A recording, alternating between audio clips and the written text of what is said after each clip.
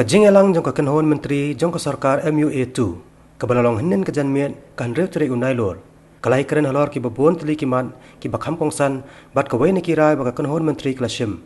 Kadai halor ka Jingmynjur ban ra ya ka resolution haka dorbar jong yang dorbar thau an ka jala. Ka ban sedang na do ka khandai terek mentau nai lor.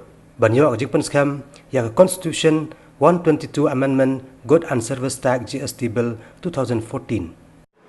Since number of issues which were required to be addressed in as far as the concerns of the states were addressed in this whole long-drawn engagement between the union and the states.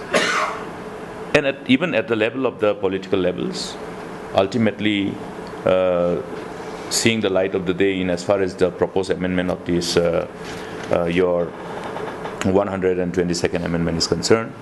Therefore, we are pleased to get the approval of the cabinet to move this resolution for ratification of this constitutional amendment in the ensuing assembly session. And we will be introducing this resolution for the consideration of the House.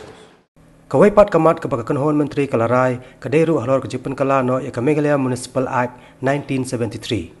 Sa kawai pat karai kalong banthau no ya ka assessment of annual readable value lingba ka assessment system ka ban hab apo ka Shillong Municipal Rule 2013.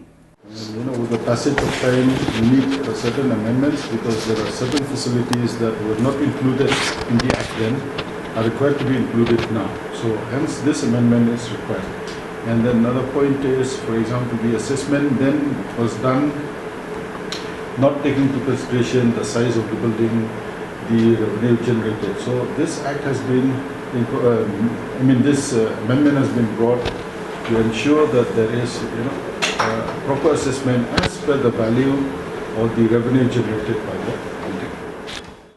Hagabedai pat bagajing penpai no ulat kejela ya gajing terwa jeng Sorkar ban Pynlong no ya ka election Shiteng Samoi. Nagabanta banjet thamai no iki MDC hagi konsensi ki bala hersuki no daginomi khman ki balong ru ki MLA habai keren bagino pathai khobor hadin ka jelang laong baga Sorkar klada penbet penbiang katkum kajing kedau bat ajing mot jonglat ka jela uvi shan muganathan bar ka Sorkar kan sapa biang ya kane syaulat nagabanta banyo ka Jingmynjur nagabanta ban Pynlong no ya kane ka election MDC Shiteng Samoi. All the by-election to these vacancies of 7 constituencies, 16 Khasi Hills Autonomous Councils and 1 in Jait Hills Autonomous Council. So, in fact, last cabinet we sent the proposal to the Honourable Governor, where ultimately the Honourable Governor he raised few observations on this, thereby the department again brought back this matter to the cabinet, and the cabinet has already approved, and again recommendation will be made to the Honourable Governor.